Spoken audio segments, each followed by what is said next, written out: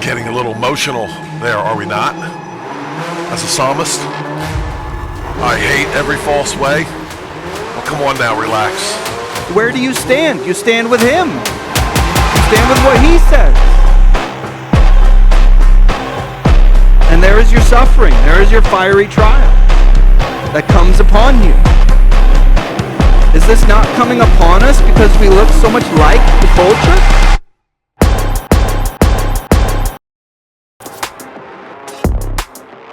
Jeremiah, go back home, have a cup of tea, and maybe head over to your Aunt Pitty Pat's a little bit later on today for crumpets. Aunt Pitty Pat. Did you just come up with that? Nah, I read that great. somewhere. Aunt Pitty Pat. Aunt Pitty Pat. Yeah, he used to me. He was the people out there, they're killing babies. They're awesome. worshiping idols. You know what? Well, welcome to another podcast of the Offensive and Foolish podcast with Joel Saint and Matt Kennitzer. I'm still wondering who is offensive and who is foolish, but we'll probably never figure that out.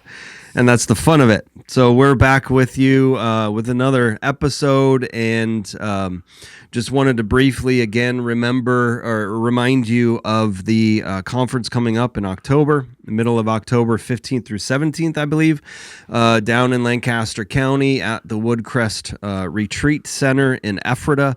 It's America Reforged. We're going to be going over a lot of the vision of what it should look like in America if it was faithful and honoring to God's law, and getting into a lot of the details of that, what that would look like. So that's going to be really, really good conference, really informative. So we hope you can come to that, register for that. The ticket price is very, very inexpensive when you look at conferences and things like that. So be sure to go and register. We did sell out last year, so go to register soon so you don't get left out. But we're looking forward to that, and so we invite you to that.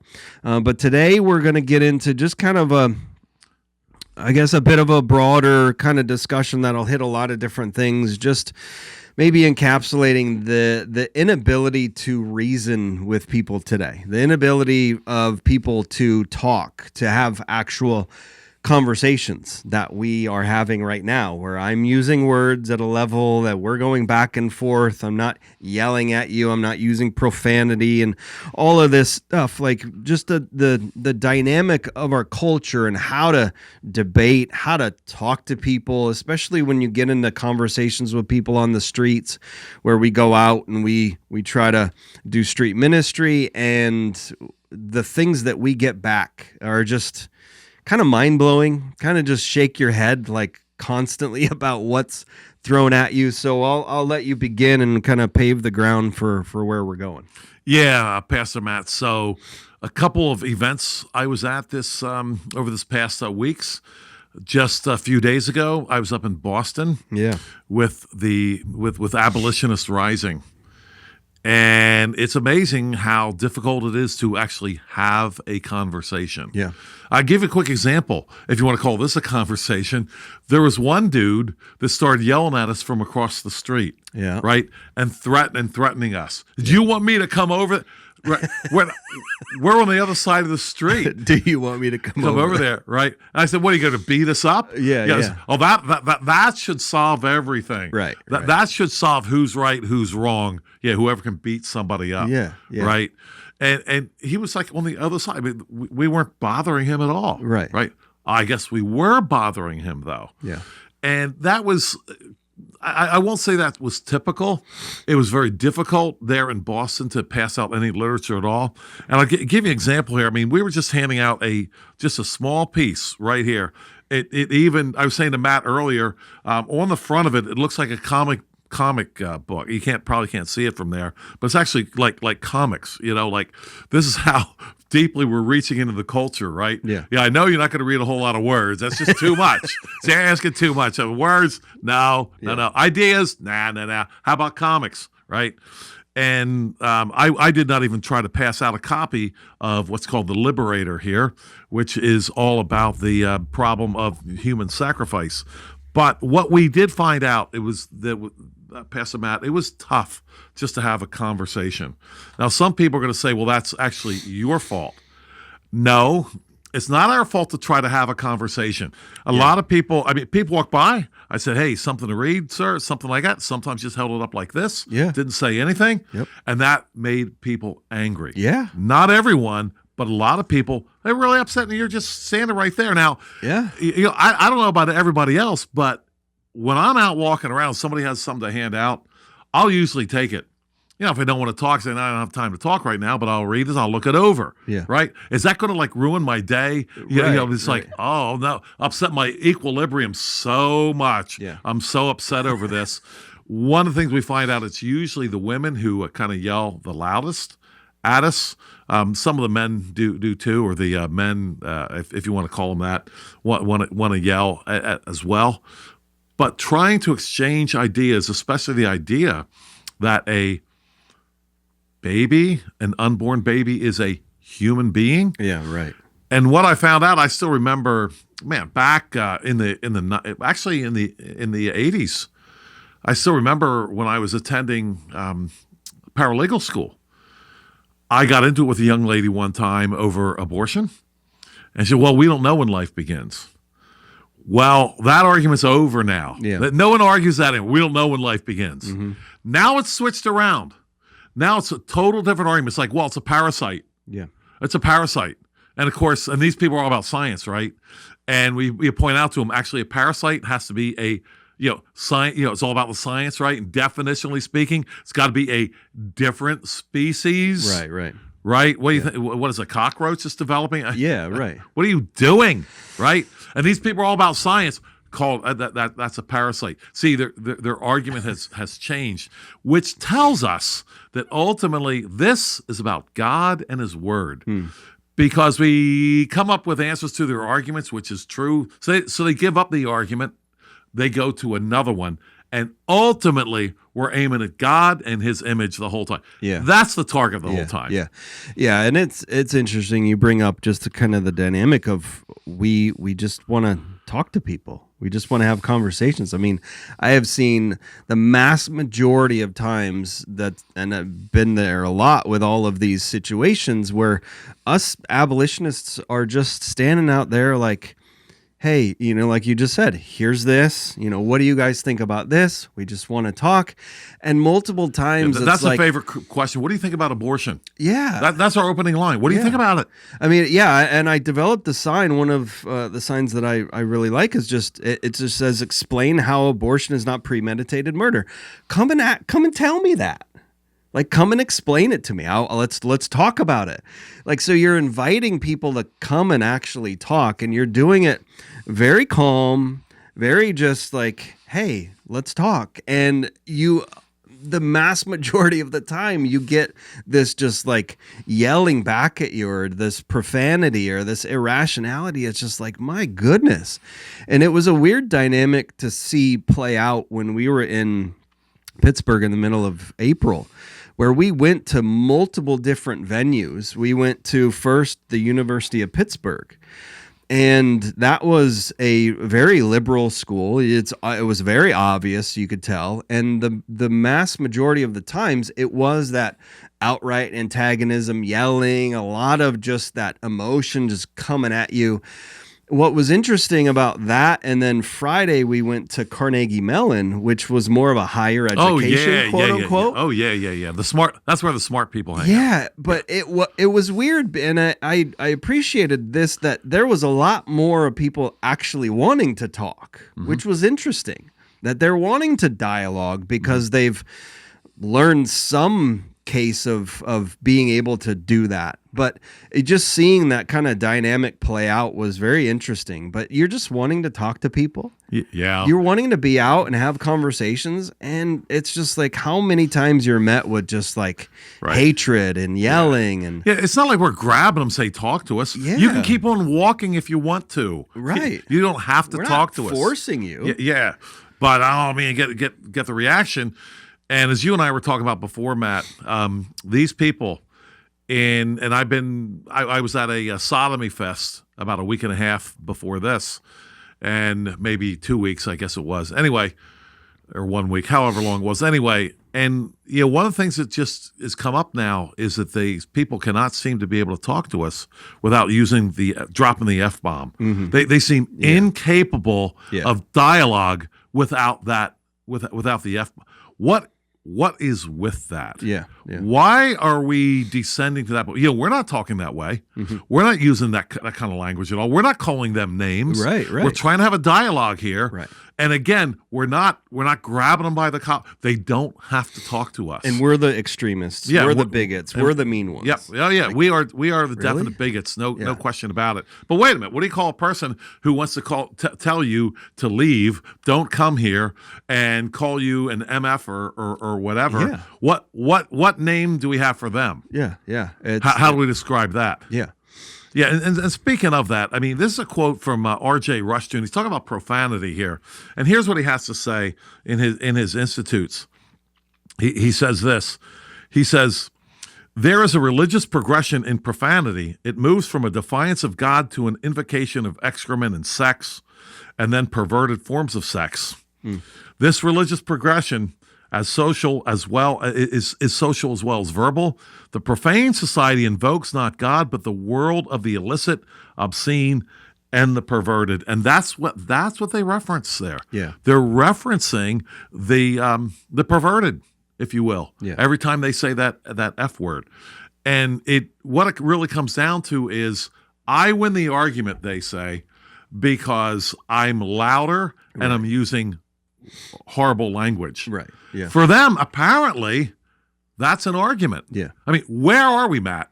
Yeah. Where in the world are we when we think volume, decibels, and perversion win arguments? Yeah. Where are we? It's just that debased mind where I think of Romans 1. You see that progression of God's judgment within time, that it starts from not thanking God, not recognizing him as creator, and then you got this whole sexual craziness happening, and he's giving them over, to do what they want to do, and it's just more and more progression to this debased mind that even just fathoms the things that should not be done. Like, it's just so blatantly just crazy. Yeah. Like, you get into these situations where, and you'll speak to this here in a little bit, of cutting off body parts and stuff. It's like,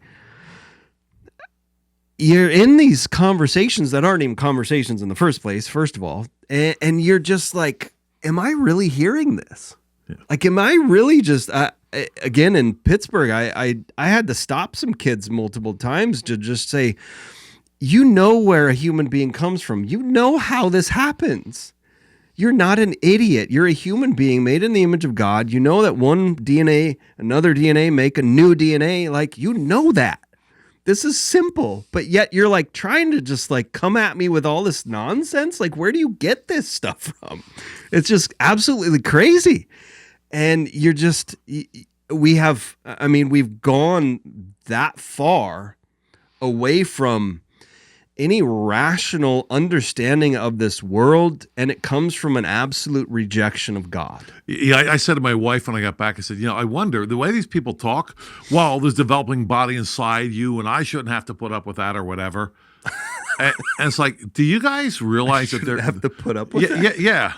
I got that from one young lady, and oh my goodness, thinking about it later, I thought, I just wonder if they are now wondering if there's a connection between sex and children.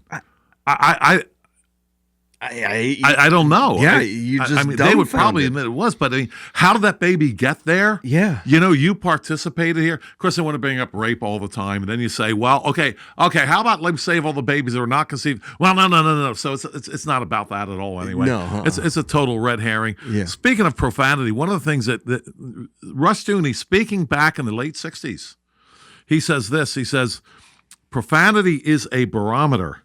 It is indicative of a revolution in progress. It is an index to social deterioration and degeneration. I'm like, you couldn't have said that any better than that. Yeah. We are degenerating here. When you can't have a conversation without somebody invoking hardcore profanity, we're degenerating here. Yeah. And it's not because of us. It's not because we're having too many Bible studies here. Yeah.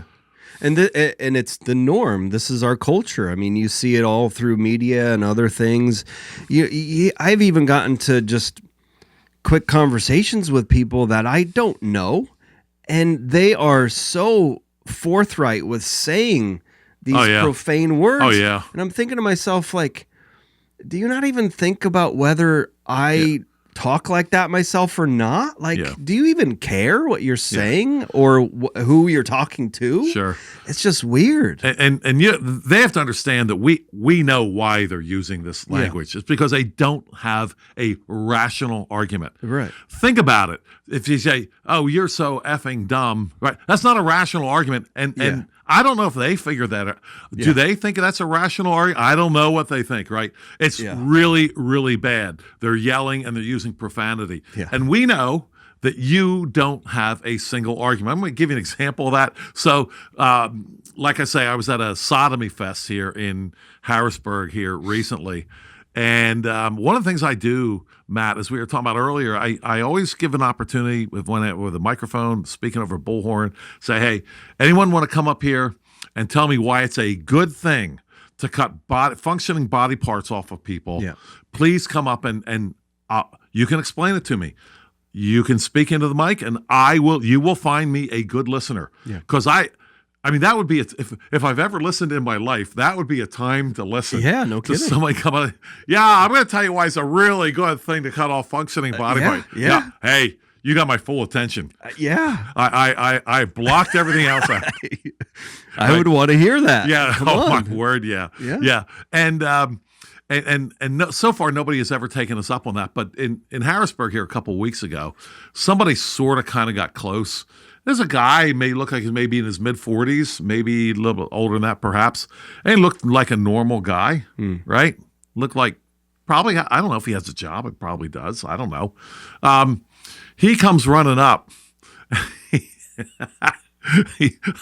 can't do this without laughing. He comes up and says, well, what about circumcision? Yeah, that's the same thing, right? Oh, man. And and he got into it with another man who was staying there with us, who's an actual medical doctor, right? And the medical doctor said it's just like cutting off you're not cutting off a body part when you cut off like some extra, like a skin growth or something like that. That's not cutting off a body. What are you talking about? Yeah. Right. Well, yeah, it's the same thing. No, it's not. Yeah. So I had to get a little personal, right? And I said, well, I got the microphone back and I said, believe it or not, I'm circumcised. Now, here's something's really going to shock you. I've had 9 children. Yeah. And I said, now this guy here, pointing this guy, I don't think he can figure that out. Right. For him, it's all the same thing. Yeah. And he's walking away. So I wanted to make it a little bit wider. Maybe somebody else can help. Maybe I'm not the guy to explain it to him, right? So I appealed to the group inside there at the Sodomy Fest. Anybody? Yeah, maybe somebody else can explain to this guy. Help this guy out a bit? Yeah. Yes, help him out. He apparently can't figure out that circumcision was not the same thing as cutting everything off. This is that world. This is it. And I try to get myself, Matt, in that guy's mind, right? To think like, this will stump him. Like, I got him now. Yeah, what about circumcision? Yeah, my goodness. And that's the whole idea of one of the signs that I created, to just like come and explain it. Like come and try to actually like argue your point. Like do it. And then some of the stuff that you get back, it's just like, where in the world did this come from? We're not having we have descended into might makes right. Yeah. And once you've descended into that point, rational discussion is not important anymore. No. Because I can beat you up or I can hurt you or whatever, and you can't hurt me, so right. I win. Yeah, right. I've even heard people say that about, and we do this even in academic circles. People say, well, what about the right, let's say, of a state to secede from the Union, right? And other people say, well, the Civil War settled that. Oh, really? Oh, the Civil War, the war between the states settled that you're not allowed to do that. And if we try to do that, we're going to beat you up. It's a might made right argument is what it is. Yeah. And it's funny that you have people like yelling from across the street. You don't want me to come over there. Yeah. Like, I had this guy in Allentown a while ago. It was a boyfriend of a girl that I previously had talked to that day, and apparently she told him, so he drove down separately himself, and like he was just raged, just wanting to find out who his girlfriend talked to, and he was Right. coming to, was it you, and he just immediately came up to me and just like going at me face to face, and I'm just like, what are you doing? Like, do you honestly think like you beating me up is gonna prove your point? It is going to help? Like, it's just so odd where we can't confront the situations with actual like dialogue and rationality. It's just it's either yelling and profanity or a threat of like, I'm going to harm you in some way because I'm apparently, you know, bigger, and like even the audacity of somebody across the street yelling, I'm going to come over there and beat you up. Like they think that they're going to be the best one. Right, Then yeah. who knows is over on the other street. Yes. Who knows who's there? I can beat you up, therefore I have moral authority. Yeah. Insane. It's just weird. Insane. It's But it is where we are. I mean, understand that this is where we are. Yeah. And how did we get here? And I'm going to argue that we got here because the church has retreated. And when the church is out in the street, maybe you have a chance. When godly people are out on the street, maybe you have a chance at that point to have rational arguments with people, because at that point, rationality still counts for something. Yeah. But if you retreat from the public square long enough, you're just going to be left with might makes right. Yeah. As Yeah. Lot found out the hard way. Yeah, yeah. Well, and I was thinking about this, and I kind of touched on this yesterday in my sermon too, of the level of persecution that we have not seen, and we are fearful of even just like the response that we'll get. Mm-hmm.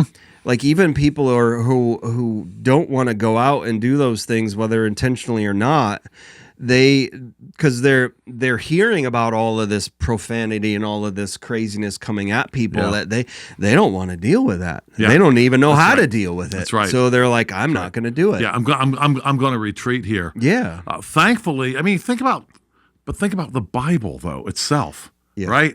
Is that the way things were handled in the scriptures? Exactly. Right. Right. The Jeremiah backing down all the time, Isaiah, Christ. Yeah. Running into hostile situations all the time. I think of like John talks about this, you know, where, hey, don't go to that feast. They're trying to kill you, right? And then they don't see Christ, and the next time they see him, he's at the feast. Yeah. Right. Instead of trying to kill him. Well, Yeah. I guess you shouldn't have gone. Yeah. Right? Pastor Matt, how do modern preachers preach through the book of Acts? When it just seems like every time they went to a new location, the book of Acts, somebody was getting hurt. Yeah. I mean, it was hostile. These people are about death. Do we understand that? Yeah. They only know steal, kill, and destroy. What's our job here? Our job is to stand back while they steal, kill, and destroy. Well, you know what? After a while, they'll steal, kill, and destroy every single good possible thing. I was just having a conversation about this with one of my sons, talking about this idea that we're not supposed to change the culture, right? And I said to him, I said, come on, why are we talking like this? Yeah. The original missionaries went to godless cultures where the men carried around sticks to beat the women, their wives, all the time. And interestingly enough, I'm just reading about John Payton. In fact, can't recommend this book enough. John G. Payton. It's available.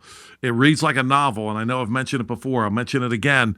But something I was just reading, something that I hadn't seen before, and the culture was so bad that the people had very little goods, and they lived in huts. Yeah. But you can't secure a hut. I just never quite thought about this, because I think of, like, you know, you leave other people's property alone, right? That's like an idea I get from the Bible, if you can imagine that, right? It's their property, right? You know, like thou shalt not steal, and thou shalt not covet anything that is your neighbor's type thing, right? You leave that stuff alone. Yeah. I got it from the Bible, all right? So Novel idea. yeah, I know, right? From the Bible. Wow, think about that, right? So anyway, he said something I'd never thought of. He said that when they travel, when they leave their hut, they have to carry all their goods with them. And they have hardly anything, but they have to carry it with them. Someone's going to come and take it if they don't. So you're carrying all your stuff with you. One of the things you're carrying with you is a stick to beat your wife. The kids are like all wherever. I mean, nobody really rearing them. And Peyton even says it's hard to believe any of them grow up at all. I mean, they're just left to themselves. Yeah, wow. It's a total, but that's their culture. Yeah. Right. And then we have these supposedly godly Christians coming along and saying, we're not here to change the culture. Yeah. What? That's so bad. I then think about, well, then no wonder the pagans are saying the crazy things they're saying. Yeah. When we're saying something just as crazy inside of our churches, Pastor Matt. Yeah. To think about, we say that we're not supposed to change culture. What do we think the gospel's going to do? Yeah. Yeah. What do we think salvation is? Yeah. Yeah. Yeah. Like you're just saved and then you just kind of do nothing. Yeah. And you're not supposed to change at all. And that it's just so like, there's such a massive disconnect with people who say stuff like that. Like, we're not supposed to go change the culture. Okay, then we're not supposed to do anything. You're not supposed to go preach the gospel. Like, you don't think that that's going to change, or it should change the culture? Yeah. Like, it should change people's lives? Yeah, you and I've talked about this. Herod, my favorite guy for not changing the culture, right? Yeah. Hey, Herod, you shouldn't kill this baby, okay? All right, or the little children there in Jerusalem, but you need to believe in him for forgiveness of sins. Now, that has nothing to do with Herod, with the way you are ruling people. Yeah. Yeah, you can go back to killing your, Yeah. who did he kill, like his sisters, his mother? I mean, all. Yeah, don't worry about that. Don't worry about that. It's got nothing to do with that. You'll be in heaven one day. Yeah, It's far It's okay, off, yeah. and it may be some other, Yeah. Yeah. Yeah, Don't worry about your it. culture is, Like what? Herod, you kill people who are a threat to your throne. That's what you do. This Jesus baby, he's not about to change that culture. He's fine. Go ahead. He's got nothing to do with politics. What are you talking about? Yeah, it's crazy. Where did this come from? Where did we get to think that this is what the Bible actually portrays, that this is what life is supposed to be, and honoring God, and where salvation doesn't actually change your life? It's like there's so many disconnects. That, I mean, we talk about irrationality. You go to irrationality there. Like, how do you disconnect that with what Scripture teaches about what life is supposed to be, just in a general context of life? Like, how do we get here? Thinking about this a little bit, I want to share something that I spent a little time. I've actually spent a little bit of time on here. Now, why is it that I can't seem to get to the next chapter here on my blue letter Bible?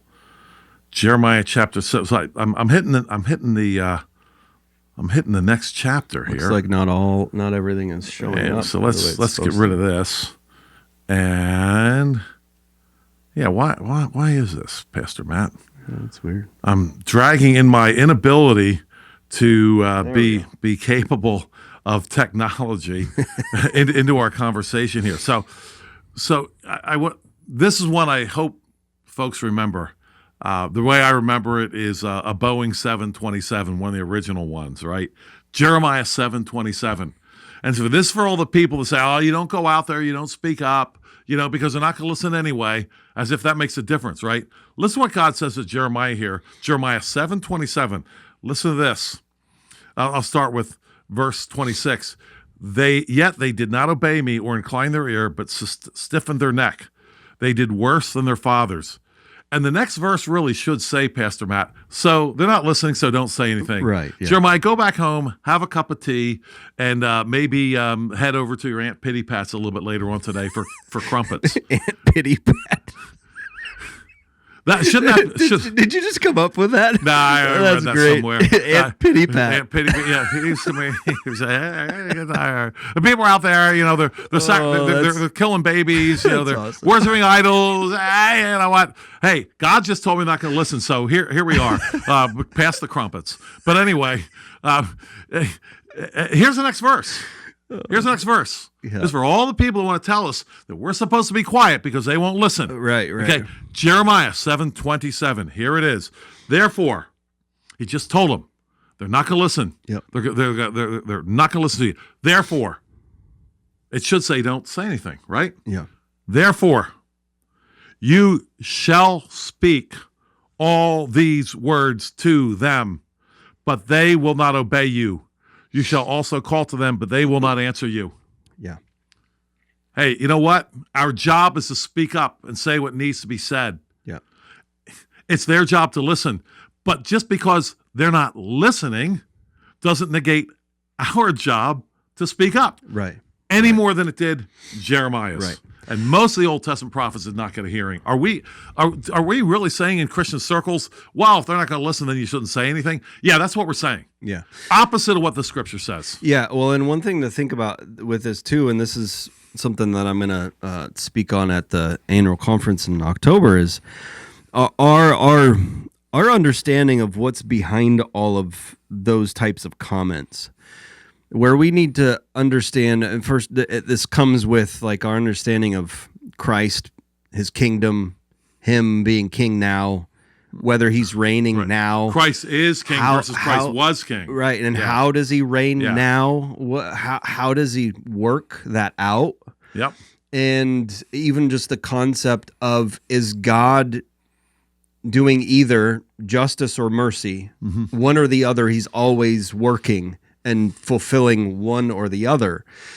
And so it's texts like that to where we're called to go and be faithful out in the culture. You know, go read Proverbs 1, Proverbs 8, like the Absolutely. wisdom calls at the right. corners, at the gates, all of that. You're supposed to go out and say what God says, like Yep. these words.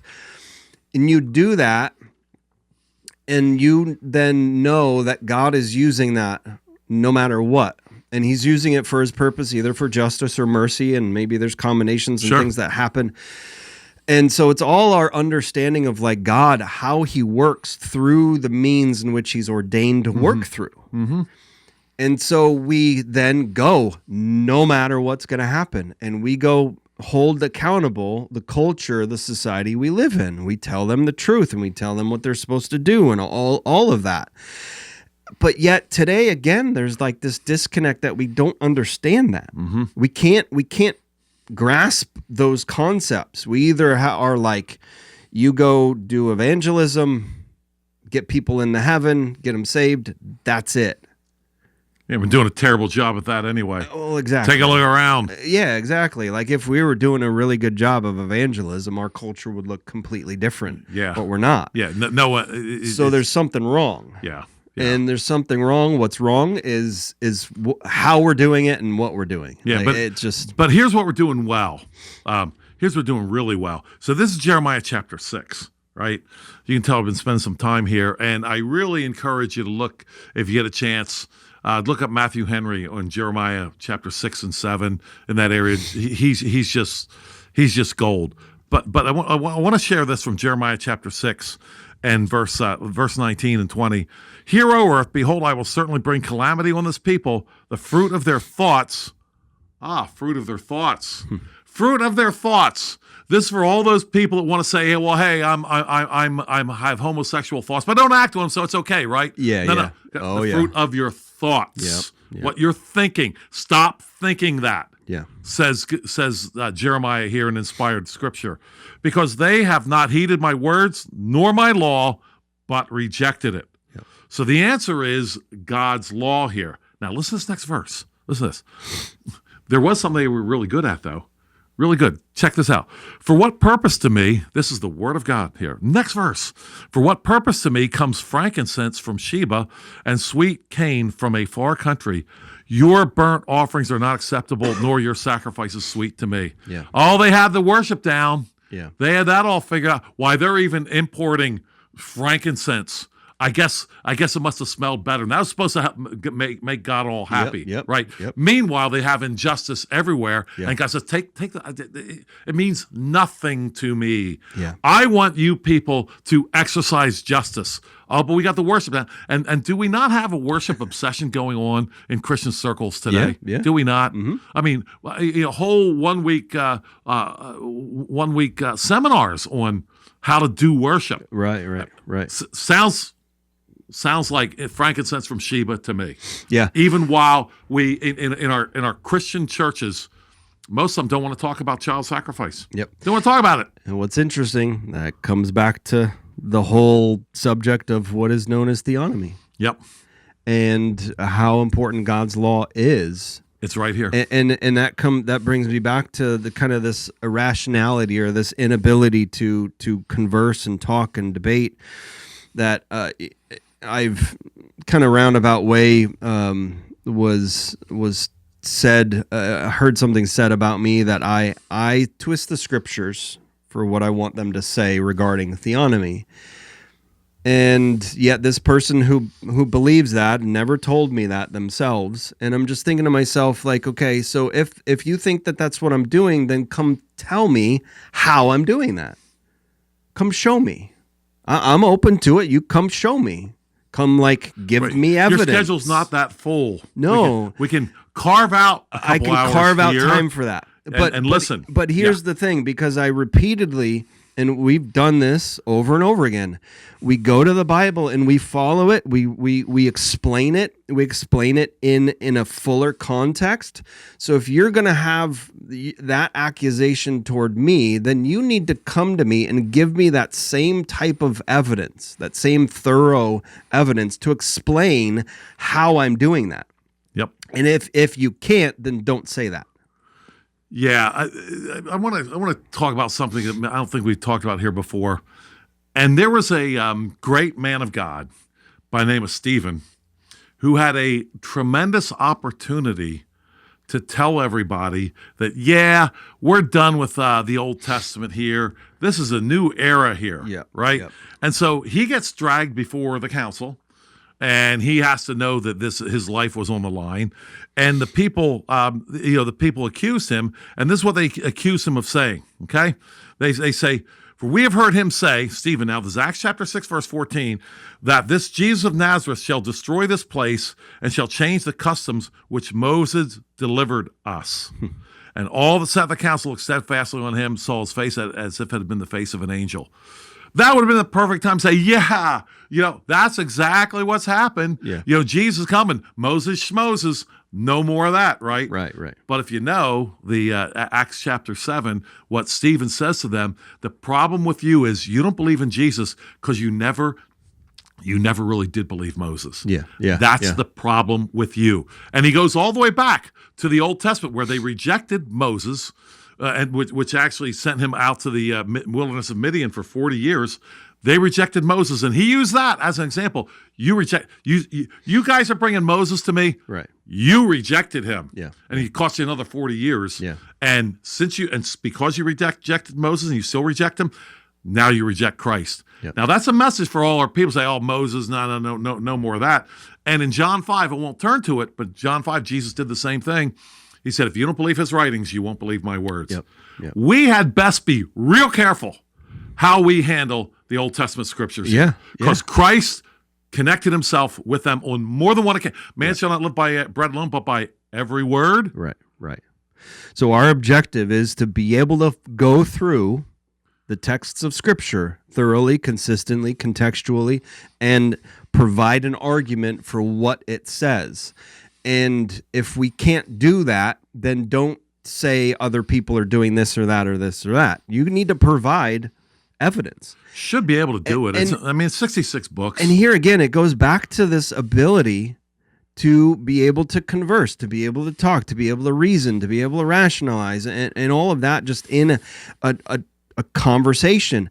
And we don't see it in the church, and we don't see it on the streets. So there's problems going on that we need to deal with, that because we talked about this before, and I keep thinking of like the end of Hebrews 5 in these regards. He's coming to these Christians. You're dull of hearing. You should be teachers by now, but you're unskilled in the word of righteousness. You're not using it. And it's just like, I keep asking myself, like, is this really where we're at? Yeah. Is this really where the church is? And what's your answer? You ask yourself that question. What's your answer that keeps coming back? I think we are. Yeah. Here we are. In a lot of ways. Yeah. No question about that whatsoever. And speaking of conversation, How, and say, well, you guys are out there trying to talk. People don't want to talk, so don't talk to them. Wait a second. Stop for a minute. How do we get most of Christ's teachings in the scriptures? We have some sermons, Sermon on the Mount. Yeah. We have the Olivet Discourse, if you will. Yeah. But most of what we have from Christ is from conversations. That's what we have. Matthew, Mark, Luke, John. Look at the conversations. Most of our teaching we get from Christ is from conversations. Yeah. And somebody, well, don't talk to anybody unless they want to talk to you. And I heard people say, well, they have to give you permission. Such a ridiculous What are you statement. talking about? Do you think everybody gave Christ permission to talk to them? Such a ridiculous Yeah, statement. when Christ goes down to that feast, and in the middle of it, he does something really super socially unacceptable. Stands up in the middle of it and says, anyone who believes in me, out of his inner being shall flow rivers of living water. Yeah. Socially unacceptable, but actually true. Right. And what we've done in the church here, is we have said, you know what? We're not going to speak what's true. We're going to speak what's socially acceptable. Yeah. And if you're not paying attention, I kind of notice what socially acceptable gets smaller and smaller and smaller. Yes. And there's no room for truth, but there's plenty of room for what's socially acceptable. And if you couple that with you don't say it unless they seem like they want to receive it, then that makes it just far worse. And it's like, how? I've heard that so many times, and it's just like, how do we even like get to thinking that? Yeah. I mean, the whole offensive and foolish, like, Yeah. that's what the gospel is. Yep. And so you think people are actually going to want to hear it? Yeah. You know what? Here's the thing. Offensive and foolish. Yes. We're offensive and foolish to people who think it's a good idea to cut off body parts. We embrace it. Yep. We totally embrace it. That makes sense. We're offensive and foolish to people who will tell us things like at this abolition rally this past weekend, right? People tell me the baby's got to be breathing, right? And these people want to bring science up, right? Well, the science says, right, and the baby's got to be breathing. And we're like, have you heard of umbilical cord? Yeah. Do you know why that's important? It's important because they breathe through that. And these are people who want to lecture you about science, right? And we're the ones that are offensive and foolish. We will always be offensive and foolish to somebody like that. And we're seeing the absolute death of rationality, and they pull science in you all the time. Yeah. And here's a crazy thing, right? Because I had this conversation. I said, science. So you're pulling science away. Okay, good. Science. All right, good. Science. Does science tell us things? Well, yeah. I said, no. It doesn't tell us anything. Scientists tell us lots of things, and they often disagree. Yeah. What are you going to do now, coach? Yeah, right. They're always coming, with different people, Bible, you disagree. Well, that's why I believe science. Oh, yeah. All the scientists are all like happy, and they're like, They're all in agreement. yeah, maybe they just got chased out of Aunt Pity Pat's when they were all like, all like sitting around agreeing the whole time. I mean, I think of Stephen Jay Gould, Pastor Matt, who believed in punctuated equilibrium, some people call it a hopeful monster. He said, he's a scientist, was not a Christian at all, simply said that the fossil record does not show transitional species, so it must have happened all of a sudden. Well, that flies in the face of gradualism, right? Yeah. But we can, Stephen Jay Gould, whatever, or Darwin, whoever, just so long as it's against God, that's all we really, we really care about. Yeah. Meanwhile, we pull out the science card as if they all like agree. Yeah. How foolish. Yeah. No, that's foolish. That's offensive. Yeah, and there's a lot of examples in our culture where this is where we're at. And so what do we do? Yeah. What do we do? And we do what Stephen did, and we do what Jeremiah did, and John and Christ. And we do it all the more. Yep, we do. We speak up. It's being faithful to Christ. And people will say, well, it's not going to change anything. You know what? Not my business if it changes. Not my business what it changes. Yeah, it's not up to us. It's up to God. We're just supposed to be faithful. And again, this is how he is working. This is we love Psalm 110:1, which obviously, yes, we love it. But this is I think we need to meditate, and this is what I'll speak on in October, that I've done a couple of different times already, but we need to meditate on verse 2 and put these together. The Lord sends forth from Zion your mighty scepter, rule in the midst of your enemies. This is how Jesus Christ rules in the midst of his enemies. So when we go out and be faithful, and the response is antagonism, the response is rejection, the response is disobedience, do we not think that Jesus is ruling through that? We don't think that he can rule through that? Like, we don't even have a category for that. But that it's bringing God's judgment to the culture even more. And he's doing it through Zion, the church. And so he's doing it in justice or mercy. And we need to understand how he's doing these things. We need to see these things play out. Because then when we do connect the dots and say, okay, as I go out and meet with a bunch of abolitionists in Boston, hey, guess what? Jesus Christ is ruling through this, no matter what, no matter the response. Right. And then you say, okay, That's right. well, That's let's keep going. Yeah, we do it anyway. And the Yeah. fact of the matter is, all those folks that hate Christ and hate his people, especially his unborn people, because the earth is the Lord's and the fullness thereof, the world and they that dwell therein, they're all his people. He's king over all. And the fact that they're rebellious against him doesn't change the fact that he is king. Exactly. That's actually irrelevant. Is it not a work of a king to judge? Yep. That's what he does. Like, I was just reading that about Solomon. He's a great judge, and people feared him. And the reason why they feared him was because they knew he would give righteous judgment. Mm-hmm. We should fear righteous judgment. Yeah.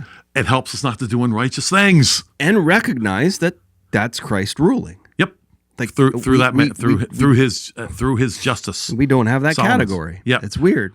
So we have these massive tendencies in our culture now to shrink back, to not be faithful, to have disconnects of how we understand what that means, what we're supposed to do, what we're not supposed to do, how the culture is responding, and we're supposed to just adapt to that. And there's just so many things that are bubbling up that we need to address, that we need to think through and be able to go forth with the mission that God has given us, Yep. no matter what. And the more we do that, then the more darkness is pushed back, the light is shown in the light of God's word. And as you mentioned from Jeremiah, go tell these words, go say these words to them, no matter what. Yeah. So in light of all of that, we have this irrationality, this inability to converse and talk. Yep. But we don't just say, "Oh, well, okay, I guess it's not working." I'm going to be quiet. You know, when Stephen goes in front of the Sanhedrin, they gave him a chance to talk, and but they had already suborned perjurers essentially against him to lie about him. But he gets an opportunity to speak. And so, however, though, are we going to get a conversation out of this? Well, apparently not. So here, listen to Acts chapter 7, verse 54. This is after Stephen speaks. And he said some things that we would be against, because we say, well, Stephen, no wonder you got stoned to death. Don't be so mean. Yeah, you're not being winsome here. Yeah. How are you going to have people on your side? That's our Christian pastors would say this. Why'd you call him stiff-necked? Yes, Come on, man. was that necessary, Stephen? Yeah, that's not a good tactic. Stephen's a great godly man, and this was written for our example here, and we have to pay attention. So here we go. Here's the story. He ends it with, "You stiff-necked and uncircumcised in heart and ears, you do always resist the Holy Ghost, as your fathers did, so do you. Which of the prophets have your fathers not persecuted? And they have slain them which showed before the coming of the just one, of whom you have now become the betrayers and murderers." Stephen is not talking here in some kind of way to, shall we say, how to win friends and influence people here. He is definitely giving them information that they would rather not hear, for sure. Yeah. And he goes on to say, not only have you become the betrayers and murderers, now he couldn't be more offensive, because he calls them uncircumcised in heart and ears. Now, what do they always call the Gentiles? Uncircumcised. Yeah. Not us. We're circumcised. He says you're actually uncircumcised where it counts the most. Yep. In your heart and in your ears, right? Yeah, that's quite a statement. Oh, yeah. We are not in a winsome, he should have said, track with me. Lean into this. Lean into this. Stephen for megachurch pastor, I say. As somebody's playing a little Yeah. guitar behind them That's with right, the yeah. music. That's right, Let's yeah. get the lights That's down. right. That's right. Yeah, that's about the time to start the music right behind you. Right? Lights go Lean down, into right? this. Yeah, lean track with me. Right. Then he goes on to say, as you stiff-necked and uncircumcised in heart and ears, you always resist the Holy Spirit, as your fathers did so to you, which of the prophets did your fathers not persecute, etc. And then he says this: you've become the betrayers and murderers who have received the law by the direction of angels and have not kept it. Yeah. You are a bunch of lawbreakers here. You've murdered your Messiah. Yep. You've persecuted the prophets, and you are a bunch of lawbreakers, right? So let's talk about the conversation that happens here. Let's lecture Stephen on what he should have said, etc. Right? Yeah.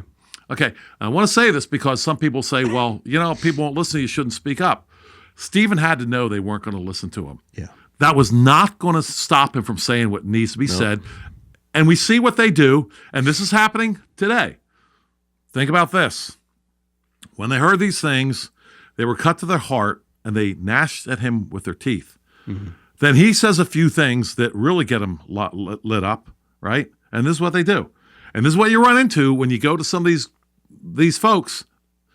We have the description in the Bible already. This is not the first time we've faced some of this stuff. The Bible, through Stephen here in Acts 7, has already given us what they do. When they're done with Stephen, what do? They cried out with a loud voice, stopped their ears, and ran at him with one accord. I don't want to hear anymore, right? Yeah. They're drowning him out with their mouth, closing their ears. So only Stephen now is supposed to listen to them, right? They're not listening to Stephen anymore. Yeah. They're loud. Stephen, you listen to me. They stop their own ears. We're not going to listen to you.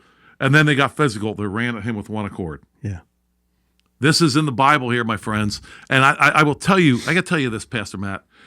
I'm reading through J.R. Motley's work on the rise of the Dutch Republic. And I'm really encouraged because for what those folks faced was a whole lot worse. They faced tremendous persecution. For example, at one point, they are Roman Catholic oppressors, and they were Roman Catholic. Philip and Granvelle and others, they were Roman Catholic. And no one can tell me that this was being done without the knowledge and approval of the Pope. He had to know what's going on in the Netherlands, the Dutch Republic. He had to know. And at one point, they said, you know what? We're burning them, but they still have a testimony. And now they're getting all kinds of credit because of their courage and stuff. Here's what we need to do. New thing for them. When we kill them, we're going to take them down to the basement somewhere where no one can see. We're going to put them in a tub of water, and we're going to tie. Motley describes this. We're going to tie their hands around their ankles, and we're just going to fill up the water until they're dead. Wow. Fill up the tub until they're dead. Right? I mean, that's what those people were facing. Yeah. Wow. What are we facing? What am I facing? Being cursed out, being flipped off, being yelled at. Yeah. So I'm encouraged. I'm like, wait a second, we're not there yet. Yeah. We need as many people as we can to possibly speak up, because again, I had a conversation with one of my sons again this morning, and he's in a situation now where he's being persecuted for speaking up in a particular instance. And we were talking about it. He simply said, you know what, Dad, I know that if we don't speak up now, then it's going to get worse. And do we really think we're going to speak up when it gets worse? When we can't speak up now? Right. We think we're going to really grow the courage then? Yeah. No. Time to speak up is now, before we get to that point. Yeah, and that's a great point that I actually most of my sermon about it was yesterday and honing in on that, and I mentioned there's kind of basically there's two levels of persecution. When you get to the word persecution itself, it's talking about it's like a hunter pursuing a catch, so they're coming at you. Mm-hmm. Right? There's that, and then there's another level underneath that, a lesser kind of persecution that it's in response to what you've done. So you then receive the persecution after what you've done. So when the writer of Hebrews is writing to these Christians, the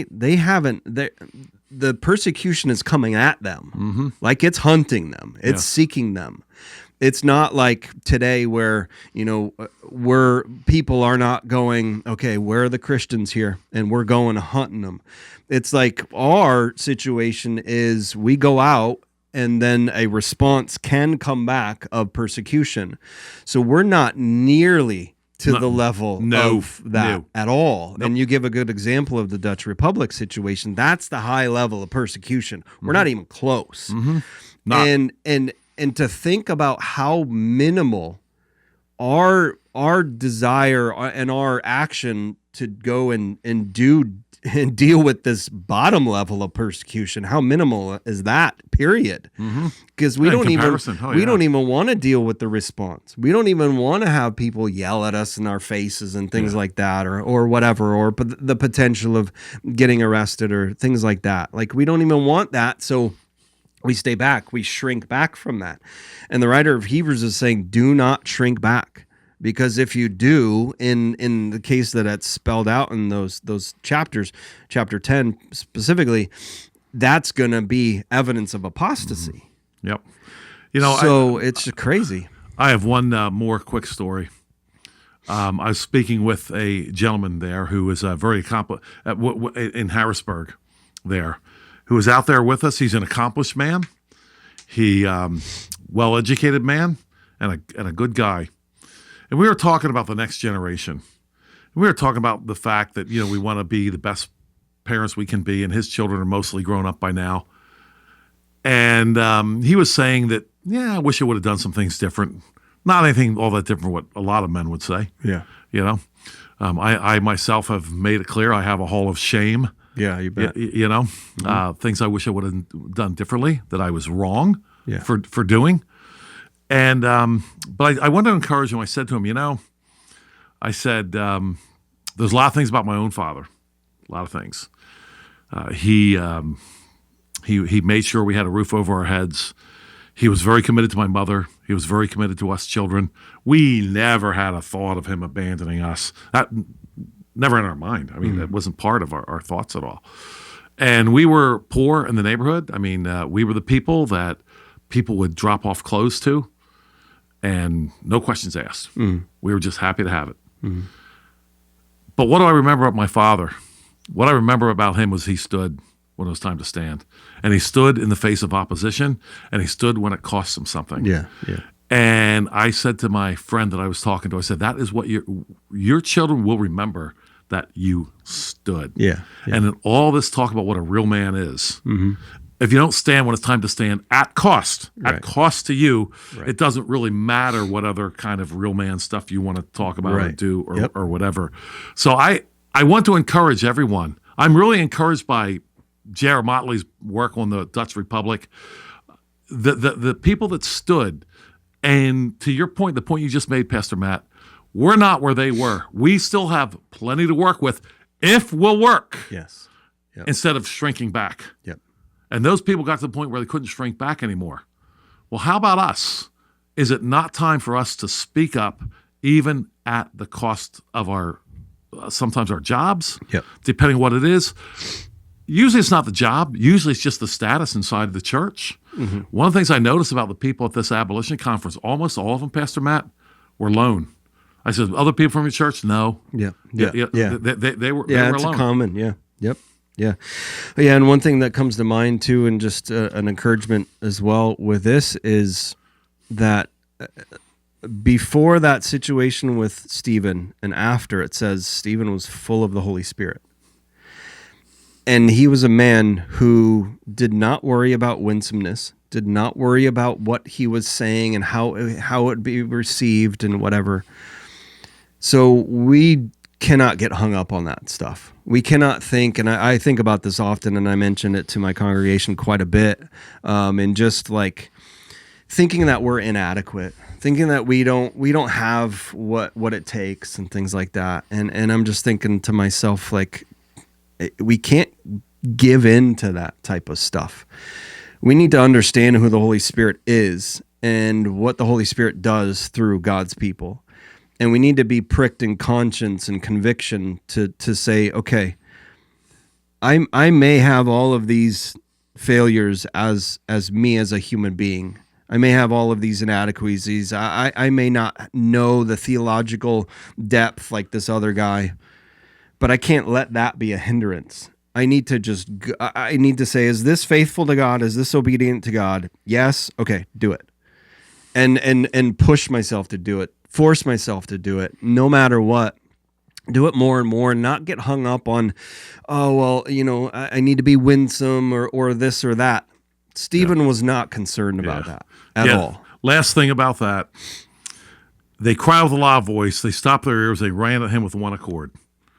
Anybody who's ever been out on the street witnessing, preaching, is going to be able to relate to that verse right there. Yep. Anybody who's not, probably just read right by and like whatever, but it means something to people who've been out there a little bit. Yeah. And then the next verse, and they cast him out of the city and stoned him. Okay, so they're throwing him out of the city. He knows what's going to happen, right? He has to know. Oh, Is he thinking, oh, I wish I would have been more winsome? I wish I wouldn't have said that. Yeah. I could have lived a little bit longer. Yep. No, he's actually interested in telling them the truth, which is what they need to hear. And that's what we've done, Pastor Matt. We've traded what they need to hear for what they want to hear. Yep. And we have no message. Yes. Yep. Yeah. And yeah, great point to kind of wrap up on. I just one quick thing I often think of, it's always caught my eye of the psalmist saying, what can man do to me? And I think we need more of that mentality. That doesn't mean that we're going to be perfect and take every opportunity and go out all the time and all of that stuff. There's a lot of times where I've lacked this. But we need to say, okay, who am I willing to die for? Is Christ really that worth it to me? Is his life really my life? Like, am I really following him? Denying self, taking care of my cross, and following him. Am I willing to die for this if that's going to come to it? Am I willing and wanting to be faithful and saying, yes, okay, I see what you guys are saying, that this is what we need to be doing. Am I willing to actually go engage and do it?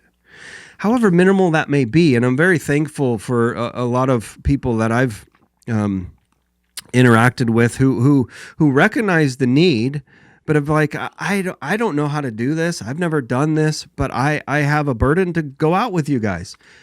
Then just come. Just come and be a presence. Just come and be with us.